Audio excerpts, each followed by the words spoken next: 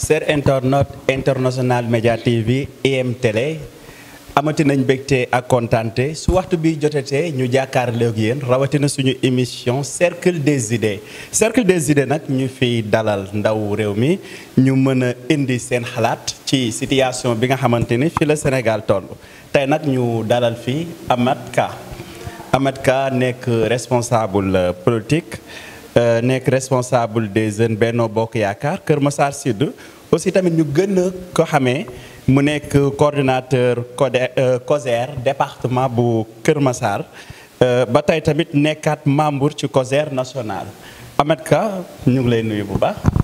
waaw maa ngi lay fay monsieur Cissé di la nuyu di nuyu également équipe bi fi nekk yëpp di nuyu aussi ñi nga xam ne tey ñoom ñoo safoo di seetaan li nga xam ne moom mooy IM Télé TV international. di jaajëfal aussi ci invitation bi nga xam ne moom nga ma invité di nuyu également ci COJER bi nga xam ne moom laa représenté muy la COJER départementale en ma qualité de coordonnateur di nuyu membre yëpp di nuyu également sama coordonnateur national di la sant aussi di gërëm di ñaan yàlla aussi lépp loo xam ne dañ koy wax fii rek mu doon njëriñu askan bi nekk njëriñu département de Kër Massar.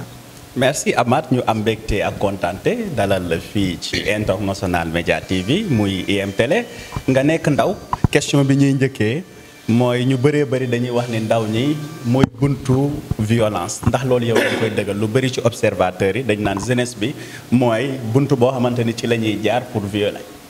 waaw merci beaucoup Cissé ci question bi nga xam ne moom nga posé muy des faits fréquents yoo xam ne.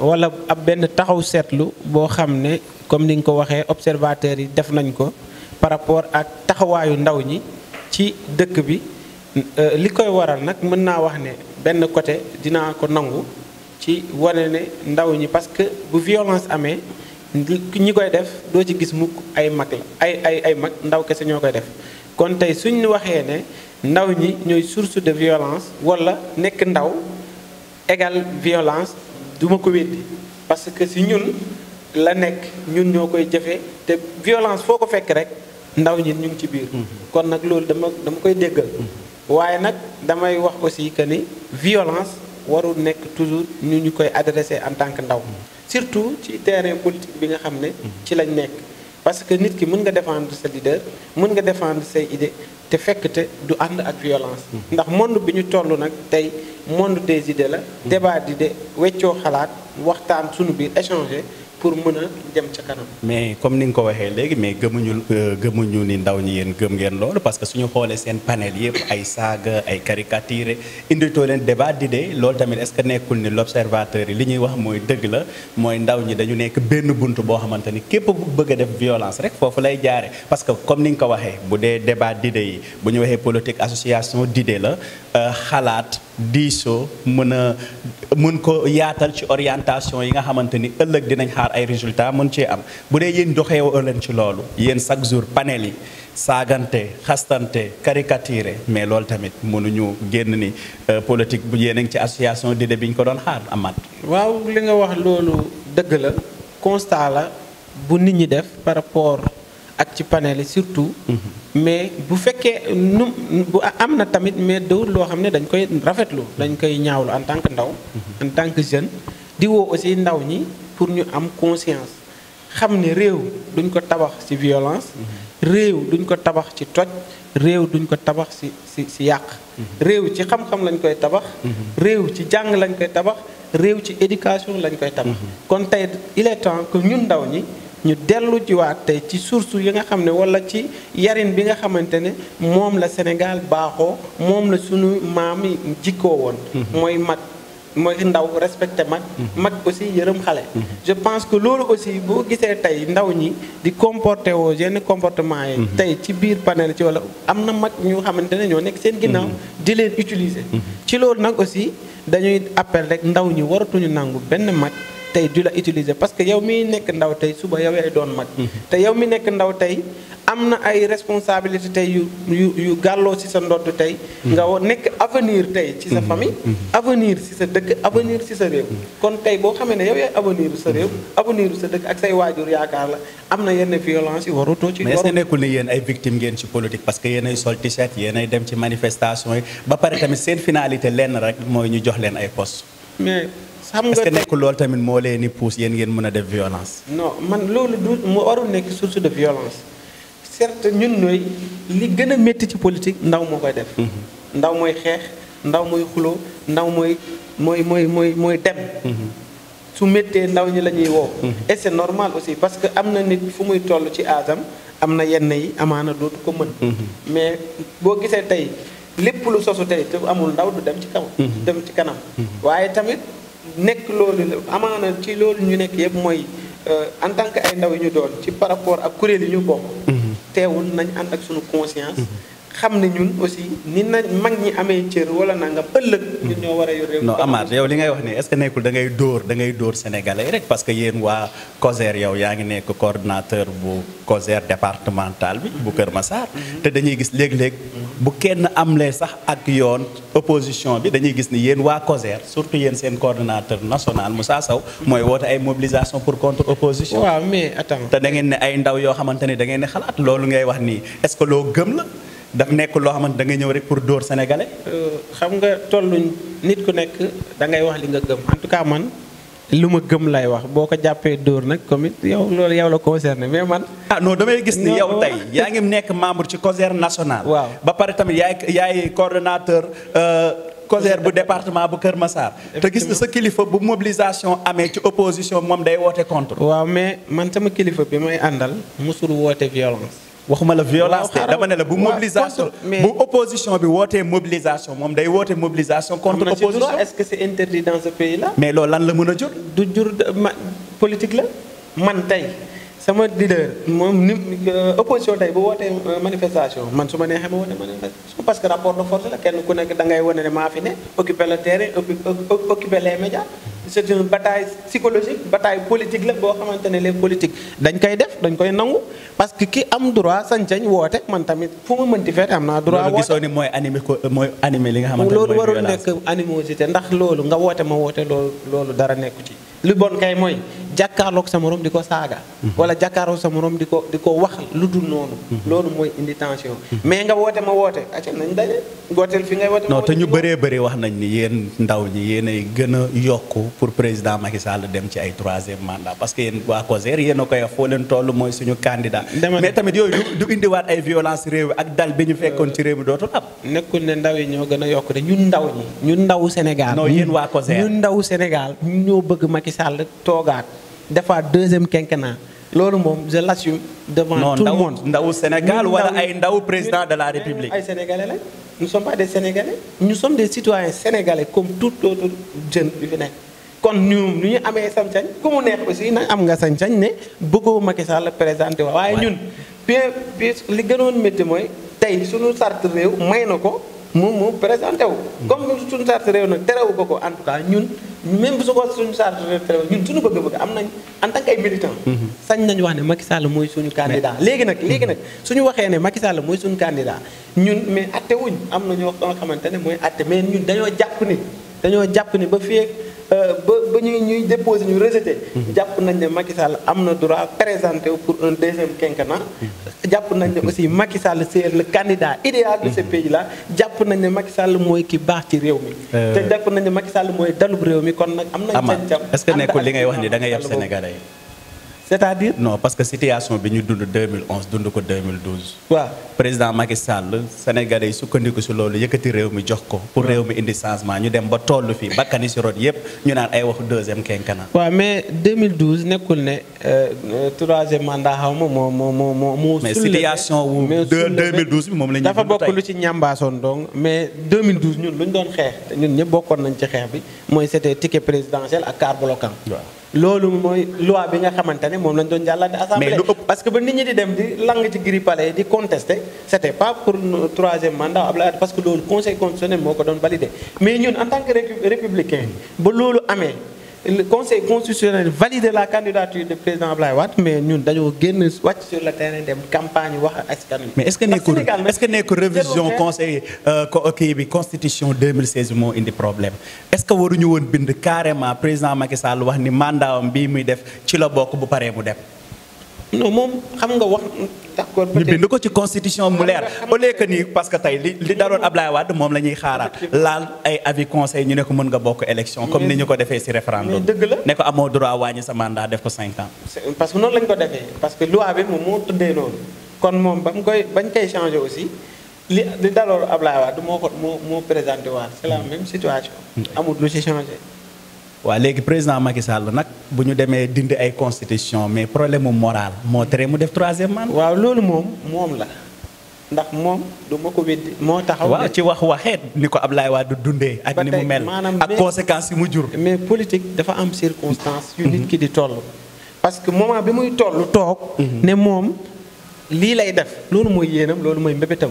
mais réew mi tey dafa toll foo xam ne man ci dalub réew mi rek pour stabilité réew mi ak développement réew mi rek waa Sénégal gis nga ay premier mandat 2e mandat ak yooyu amul sens xam nga lan la débat bi sénégalais yi war a posé wu tey mooy ndax kii ñu fal tey li nga xamante ne moo tax ñu faloon ko ndax mi ngi koy def est-ce que Macky Sall mi ngi liggéey pour réew mi développé te loolu kenn du ci discuter ne Macky Sall liggéeyul. nit ki nag tubaab bi nag dafay wax ne tubaab même que ça soit matériel moral ak bu mu ci mënti doon secteur. mais bu dee ci wàllu justice bi gars yi ñu ngi jooy ba ci justice fii justice bi gars yi ñu ngi jooy justice ba a ngi baax ndax. ñaata yoon la opposition bi di ŋàññi justice bi. waaw mais quand. ñaata ñoo bokk ci biir APR.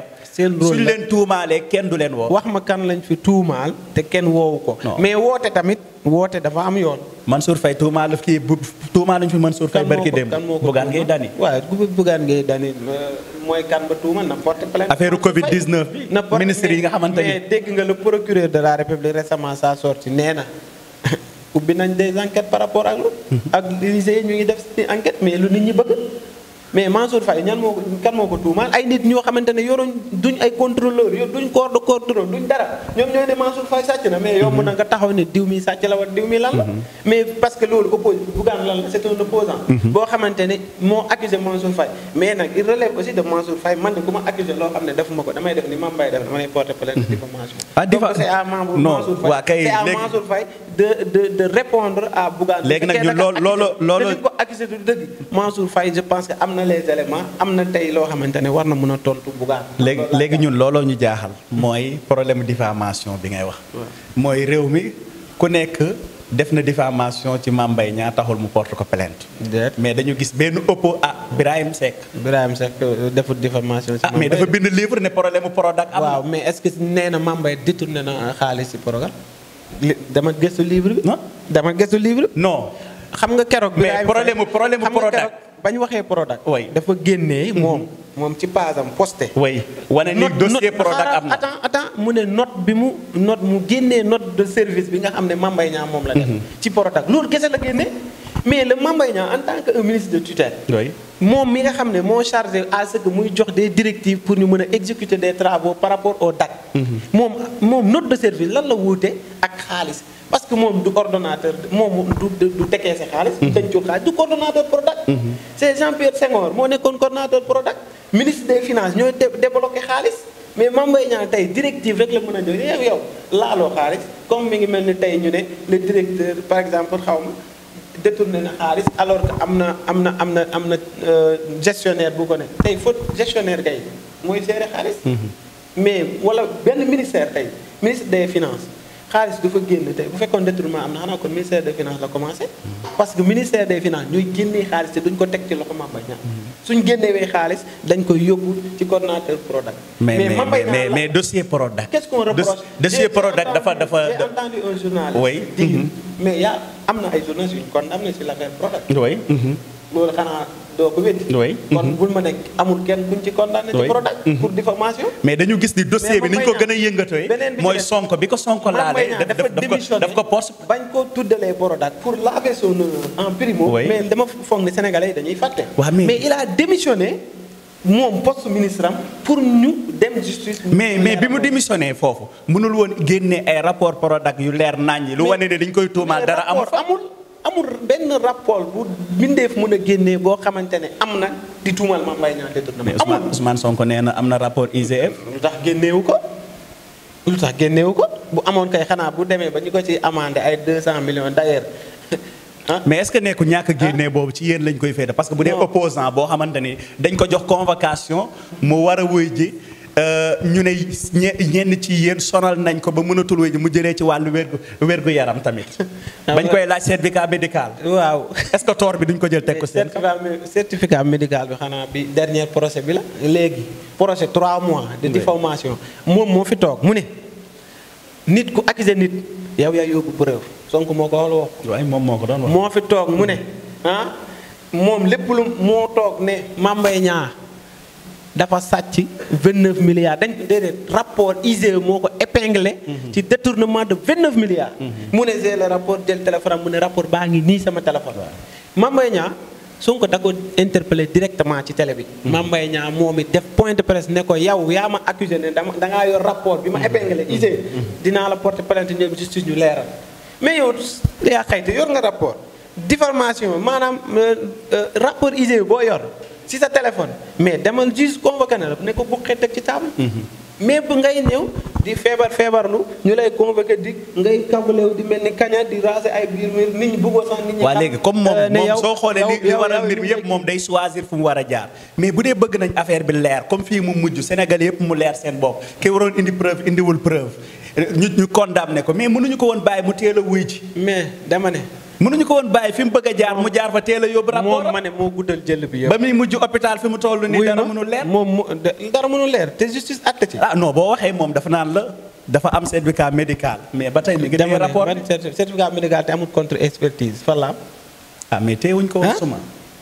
ban suma yow perfusion boo xam ne dañoo lëma sa loxo amul carcateur loolu mooy loolu kan moo ko mës a gis ci mim de c'est-à-dire il faut que aussi sénégalais wala man sax dama ne yéen journalistes yi tamit am na yoo xamante ne yéen dama mel ni da ngeen koy xam ba pare toog ci parce que man mënuma concevoir nit koo xam ne nee na am na certificat médical présenté wu ko ndax ay waxi kese mais ne pour daw procès diffamation lu ñu ciy wut certificat médical yow tey booy wuyu ci tribunal yow dama maa yore rapport boo xamante ne yow da nga koy génnee jar na woo sénégalais kaay leen ñu manifeste ñëpp nañ ma fekk tribunal est-ce que sénégalais yëpp xañ nañ tribunal est-ce que militant passé bi nekk sénégalais xañ nañ est-ce que Ousmane Sonko rek non Amath bàyyi li ngeen def Amath bàyyi li ngeen def est-ce que Sonko rek moo fi musa woote ñu woo ko ci yoon mu ne kaay leen gunge président Macky Sall dama ne bi ko waa PDS fitnaale ba muy dem wuy ji gunge wuñ ko Idrissa Seck gunge wuñ mais wootewul gunge leen ma de gunge leen ma ku koy wax tàppet nga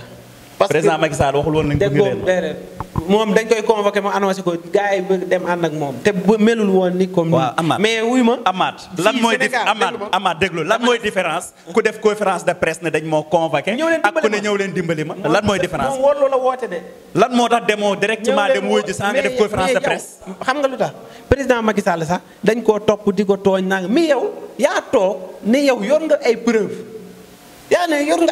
ñu woo la ci loolu jarul woote mais demal calmement àndal ak say nit bu la neexee nga ànd ak say nit terewuñ ko ak say leader wala say responsable ngeen dem mais loolu jarul woote kaa leen ñu xeex toj leen taal leen mais moom loolu la woote toj leen taal leen parce que pour un procès simple de diffamation ñëpp xamoon nañ ne duñ ko ci tëj kaso d'ailleurs man juge bi sax il a été très clément par rapport à ce verdict là mais ñu ëpp ci yéen ñi ngi naan juge bi juge Pastef la effectivement ñu koy wax ñu bëree bëri ñu koy wax man gis naa en tout cas gis naa ci réseaux sociaux yi ñu génnee ay publication juge bi ñu ne moom moo ko doon jugé dara leeruma ci nag ci réseaux sociaux yi en tout cas gis naa ko mais condamnation bi mënoo leen ko doyloo sénégalais am jàmm ngeen di def ay appel ak procureur di saisir mais yooyu tamit est-ce que dina indiwaat daal bi ñu doon xaar parce que tamit projet diffamation bi ay nit dee nañ ci arrestation yi bëri na beneen bi stop xale yi jànguñu léegi suñu côté transport bi côté économie bi mais loolu yëpp tamit bu ñu naree demaat ci ay appel tamit looloo tax nag waay dégâts yu mu posé dafa bari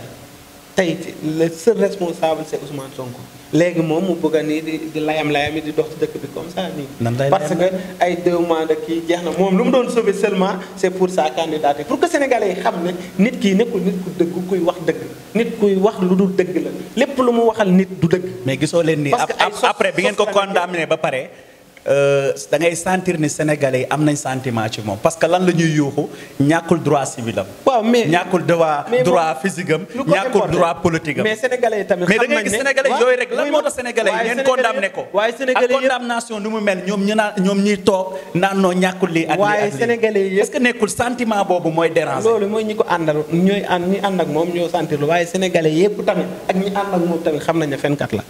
parce que moo fi wax ne diw yaa def lii ñu woo ko ne indil preuve indil ko kon xam nañ ne fenkat la. li mu wax dëgg est-ce que nekkul ni yéen APR lii mooy seen problème parce que yaa ngi injure public. yaa ngi saaga public mais fenkat mooy wax lu dul dëgg. non yaa ngi injure parce que tey suñu làkk bi ñu am ñun ñu toog. waaw ngay wax lii ñëpp di la dégg. te ba pare yaa ngi naan ndaw ñi nekk dañu war a défendre li nga xamante ne mooy violence. waruñu violer yow ngay violer. déglu ma de devant les Sénégalais. injure publique de sa fenkat fen mooy wax lu dul dëgg n'est-ce pas. dëgg la wala dëgg. oui li mu wax du dëgg. je réitère encore Ousmane Sonko li mu wax ci Mame Mbaye Niang du dëgg parce que tribunal bi nga xamante ne mooy àtte ba mu ko woowee ne ko indil preuve mënul indi preuve foofu tey jii nag. lañ am sañ-sañ ne wax ne. mais situation moo ko teree indi preuve amaat. amul benn situation. parce que woo nañ ko bu jugee pour dem. problème yi am combien de fois moom la ñaan renvoi pour indi document. combien de fois procès bi renvoyé nañ ko 3 fois d'affilée. ba ñu ñëw à sa terme mu xam ne bii même bu indoon certificat de mort sax du tax ñu jugé ko.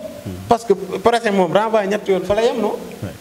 duñ ay juriste mais xam nañ ne lépp procès moom fa la. mais Ousmane Sonko luñ ko takkal ci wàllu dossier ci seen nguur bëri na de. ndooy ñun mosuñu koo takkal moom mooy takkalaate.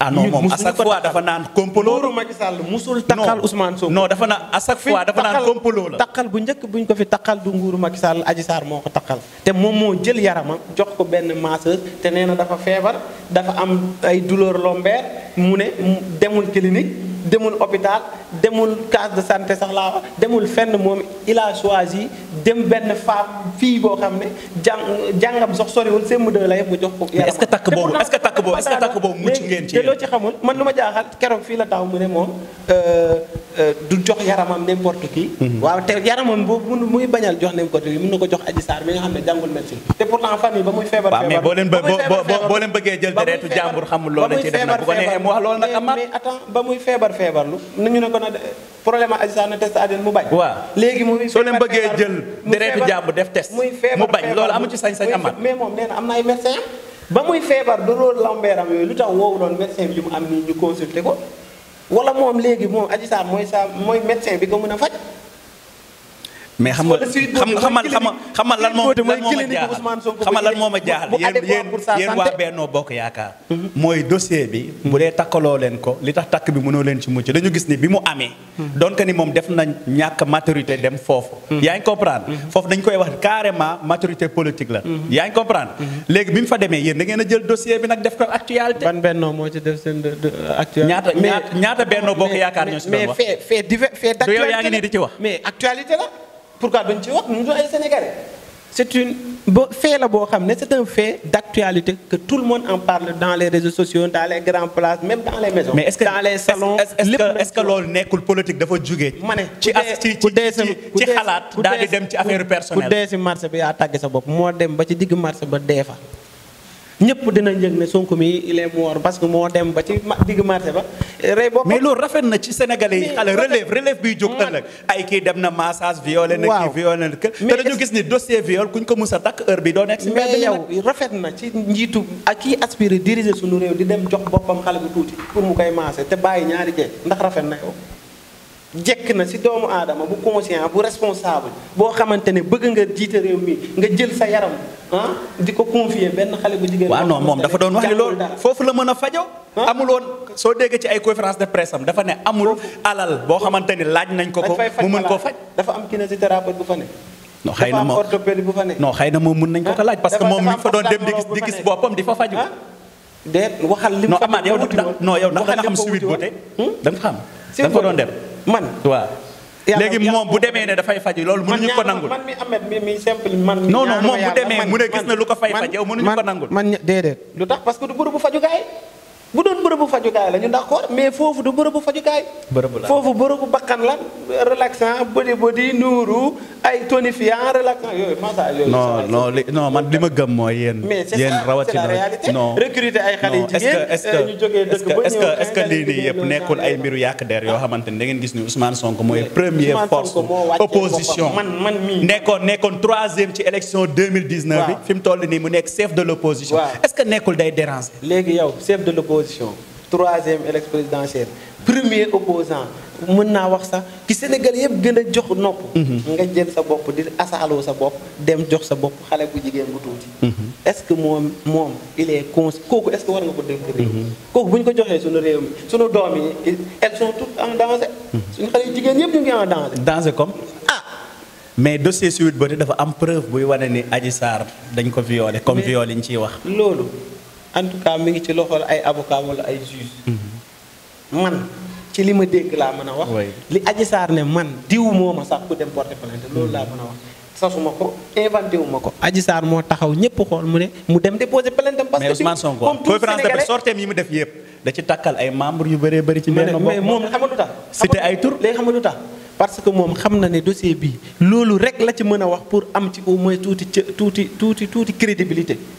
parce que tey comme jàpp nañ ko flagrant délit mais fii ku fi def délit sax boo demee tribunal boo rayoon nit sax nga weddi. mais flagrant délit mu nekk ci mbedd mi ci kaw viol. waaw mais parce que moom moo politiser affaire bi ba nga xamante ne mu toll stade boo xam ne ñu bëri gëm fenam yi nga xamante ne moom la dëkkee di fen te Ousmane Sonko ma ne la projet Pastef projet mensonge la bopp du commencement au fin. est-ce que nekkul lii ngeen di wax mooy yàq réew mi. parce que bu ñu demee ba yéen ay ministres yu bokk ci yéen kàddu yu mel nii ngay wax kàddu yoo xamante ni mën na attaquer violence ëllëg kàddu yoo xamante ni du nekk luy jàmmal réew mi tamit loolu est-ce que.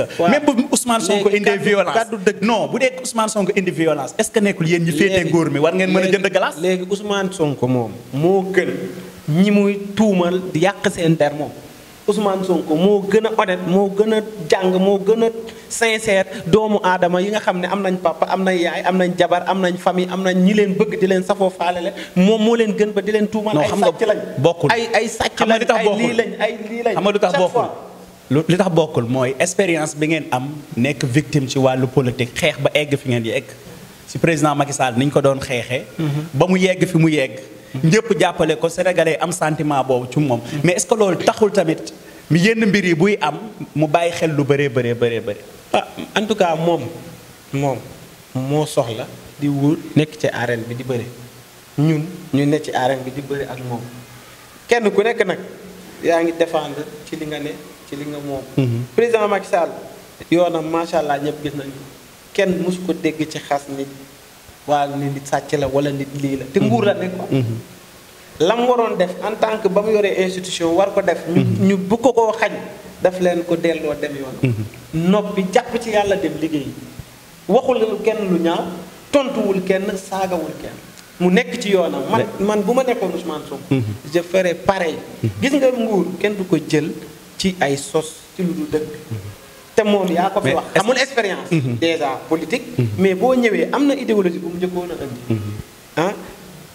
xëcc ci jeunesse bi.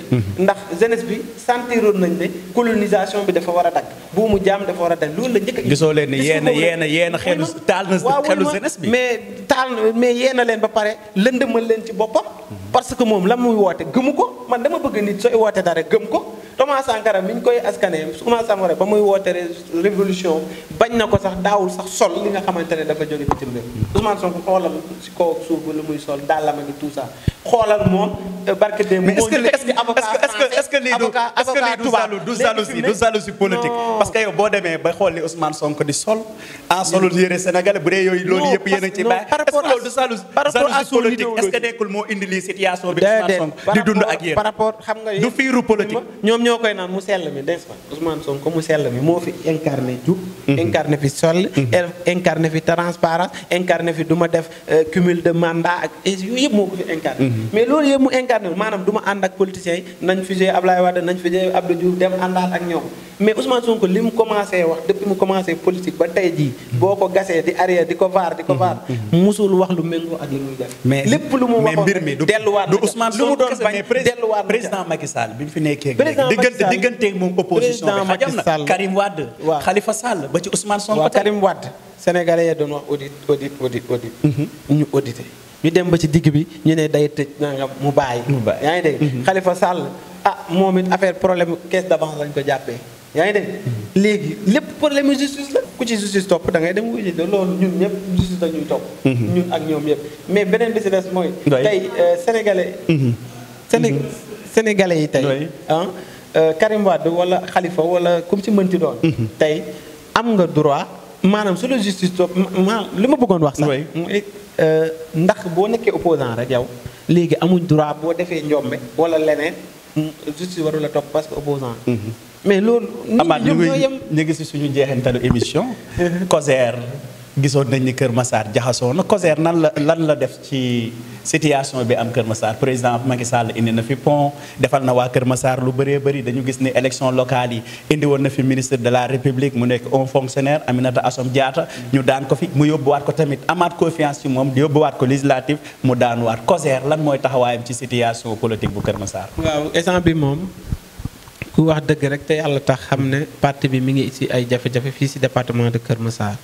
ci loolu nag dara waralu ko lu dul ñun suñuy comportement en tant que militant en tant que aussi ay nit yoo xam ne dañuy liggéeyal son excellence te ànduñu nekk benn parce que tamit ay nit lu olof Njaay di wat gaal ak yëgoo mënoo leen ànd nekk ci benn gaal kii joow jëm gauche kii joow dem droite wax naa ko à chaque fois dama koy wax ne leen nekkul ne tey Kër Massar dañ fi tuuti boo tax ñu ñuy gañe mais dañ fi nekk parce que ànduñu moo tax ñu ñuy gañe te ci loolu aussi ñun la COJER législative bi bañ amee ba loolu xewee ci local yi législative bi dañoo organiser benn cérémonie maanaam benn ndogu daaw ni que ni daaw ñu organiser ko pour dajale leaders yi xool ndax dinañ mën a àndaan nekk benn pour les législatives ñu def loolu leaders yi juboo ànd dem mais malheureusement aussi bañ demaatee élection législative yi on a perdu mais parce que le mal est très profond jëluñ temps bi ñu war pour vraiment mën a recoller les morceaux wala gën a suudewaat la famille du président de la République. léegi taxawaay COJER ci département léegi ñun nag taxawaay COJER parce que ñun nous sommes une structure autonome une structure boo xam ne man du maa créé COJER c'est le président de la République moom moo créé COJER nu mu créé APR donc ñu nekk dans le parti ñun ñooy ndawu parti bi di liggéey pour le parti et ñun mun nañ fi jóge ëllëg dépasser âge COJER continuer di exister mais en tant que nga nekk jeune tamit nekk biir COJER ay ndaw ñoo nangu Kër Massar mais tamit nan ngeen mën a taxawaat ndax ci année bii ñu nekk yéen a ngi waajal loo xamante ni di ngeen ci dajalewaat leader nee ngeen def ngeen ko benn yoon est-ce que yéen a ngi waajalaat loo xamante ni leader yi nekk Kër Massar bokk Benno Bokk Yaakaar ngeen mën leen tax pour élection 2024 comme ni ngeen waxee ni président Macky Sall moom ngeen bëgg mu am deuxième quinquennat élection yooyu ëllëg ñu mën a gis ni xaru Kër Massar dina changer xaru kanam. En tout cas ñun suñu combat nuit et jour mooy récupérer le département de Kër Massar bi nga xam ne dafa tàbb ci ay loxo nit ñoo xam ne xamuñu mënuñu te jéemuñu sax def ndax tey Kër Massar man je suis désolé de le dire ay man su ma toogee gis ay maire yuy xëccoo ay corbillard te jéemuñu dem lijjanti ji ñoom lu ñu indil seen commune c'est honteux ils n'ont pas de bilan yow nga def sa 1 an de magistère nga ñëw war a defal sénégalais ay bilan war a bilan non yow maire Adama Sarr ngay wax ma ne ku xam na boppam ki may wax yow amoo looy wax pour la population de Kër Massar lu dul ay diwli mais non damay laaj ndax maire Adama Sarr parce que bu dee affaire xëccoo ambulance maire Adama Sarr moo ko wax incompétence weesuwul loolu yow ambulance bi jëndeewuñ ko ci budget mairie bi corbillard bi jëndeewuñ ko ci budget mairie bi maire ba fa nekkoon moo dem lijjantil ko boppam andi ko ci commune bi yow tu n'as pas fait de même que lui au lieu de demander te yow département Kër Massar bañ ko xaajee département moom amoo sax lu muy wax parce que préfet tey moom moo doon gérer mooy séddale déploiement du patrimoine kon yow boo toogee waxoo askanu Kër Massar dara loo teg seen loxo loolu leen loo réalisé. yow gisoo waa léegi Amath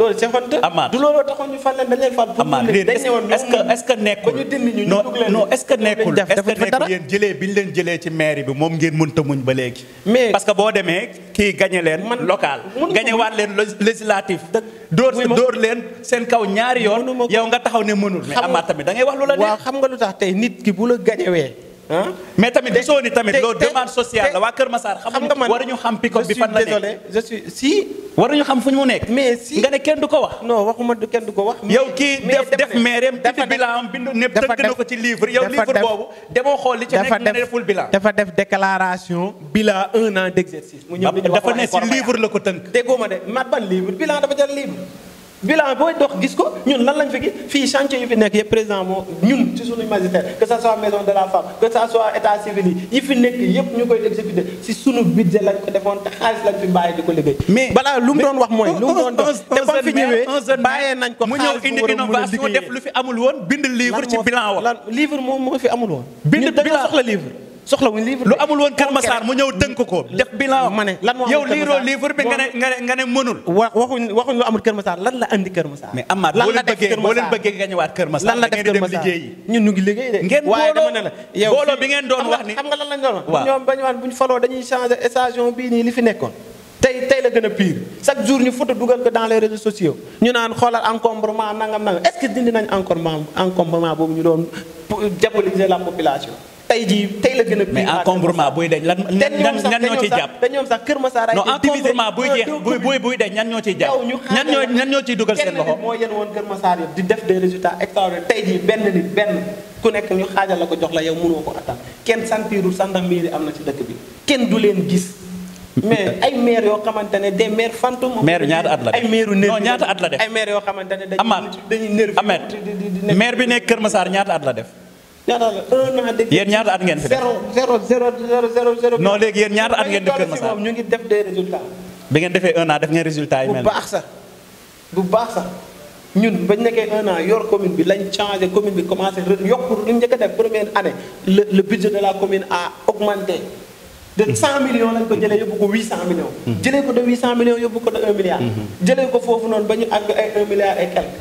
kon loolu résultat liggéey moo koy wax. mais ñoom seen 1 an nañu wax seen budget lan la ci yore budget de fonctionnement biñ nattal seen bopp rek c'est extra. si problème bi ngeen nekk mooy ndogu bi ngeen defoon daaw pour dajale leader yi. pour mën a dindi gàcce gi leen Benno Bokk kii yeewe askan bi teg ndax da ngeen koy defaat ren. waaw ndogu bi du pour dindi gàcce. ndax amuñu gàcce. non parce que yaa wax ci say biir wax. ndogu non yaa wax ci say biir wax. leader yi da nga gis ni. ndogu bi dañoo tasaaroo Kër Massar. waaw ku nekk na man maay leader. defet du gàcce ngeen jël leen dajale leen. defet du léegi ndax loolu dañu koy defaat ren. kuy bëre yaay daanu. waaye kuy bëre tamit yaay daan. de 2012. à nos jours ñooy daan fii ci département de Kër Massar. kon bu ñu daanee en tant que bon sportif dañ koy nangu. mais yéen nangoo leen ko ba léegi population yi dañoo def parce que ni ngeen koy nangoo mooy xaste di wax ak ñoom Kër Massar ñu def erreur man fal nañ ñu xamul dara dañuy waxtaan ak les populations ñu ne dañoo juum mais ñoom ñoo ko wax ñoom dañoo juum ndekete xoolal ñi fi nekkoon ñoo tane fuuf ñi fi ne arrogant nañ incompétent nañ mënuñ liggéey xamuñu tous ki ñu fal borom xam-xam la de. waaw borom xam-xam waaw kaay ma wax la de. borom xam-xam la de mairie duñ ko jàng fenn mais mairie duñ ko jàng dañ koy pratiquer tu vois gis nga est-ce que wàccee ngeen seen bopp moom mu leen di laaj ci mairie bi ngeen mën ko di jox xalaat expérience bi ngeen am ngeen partagé ko ak moom pour intérêt Kër Massar. mais ñun li ñu xam ñun duñ ko wax moom parce que daf ñun xamul leen dara ba dindi la ku xamul dara kay doo dem di ko laaj xamoo leen dara effacé leen ñu indi ñu xam moom kay na doxal ci xam-xam ñun. waaw léegi ñëwal ci ndogu bi nga xamante ni ndogu bi ngeen di réparé. gàcce gi leen Benno kii def yeewi askan bi. waaw ndogu boobu ndax day am encore tamit pour rectifier la. ndogu bi du ndogu réparé. non parce que da ngeen ne ndogu boobu dañ koy def pour dajale leader yi. waaw mais loolu kay du pour réparé gàcce. mais ndogu bi dañ koy def. defoon nañ ko daaw bu ko defaat ren. pour la gën a iwelewaat ñun suñuy biir dajalewaat njabootu président de la république. parce que dañoo tasaaroo Kër Massar effectivement je te réitère dañoo tasaaroo. ku nekk bu ñu demee élection ñu armée mexicaine la. kenn ku nekk yaa ngi yaay chef. loolu moom moo nekk suñu parti dañ koy assumer. mais nag dañuy wax nit ñi nga xam ne ñoo bokk ci alliance de la république. di leen woo aussi ci sincérité ak liggéey. il faut ñu bàyyi. suñu këréel yu ñàkk fayda yu ñu nekkee suñu biir. il faut ñu toog waxante dëgg. xam ne parti bii nii Masamba moomu ko Mademba moomu ko mais liggéey moo tax mu agsi fu mu agsi te liggéey boobu noonu dañoo war a continuer liggéey pour parti bi continuer di exister. ndaxte tey suñu suñu daanoo ñun ñëpp a koy yëg. soit nit ñi dañuy dem di raasaatu encore opposition bi. ñi nga xam ne dañoo góor a gëm président Macky Sall encore dañuy continuer di ànd ak président kon ñoom président nag mën na perte Kër Massar bañ a perte le Sénégal il faut que aussi ñun ñu xam ko parce que pertoon li mais gàcce la ci yéen waaw gàcce la ci yéen ndax ñu ngi nii tey amul benn am député am ñaari non ministre instant bi amuñ dara am département non déedéet bi ngeen di perte ñaata ministre ngeen am deux waaw moo boobu laa la wax ma ne la ba ñaata député ngeen am loolu laa la wax ñu dof lu ñun naïf ba perte parce que xam nga lu tax mais yéen est-ce que waa Kër Massar mën ngeen siggi xool président de la République bu baax a baax defal leen Kër Massar 46e département. waaw jox leen ñaari ministre waaw dinañ ci gi xool ko ndax xam nga jox leen budget campagne bu doy sëkk. ngeen ñëw perte ñaari élection xam nga tax dinañ ci gi xool ko.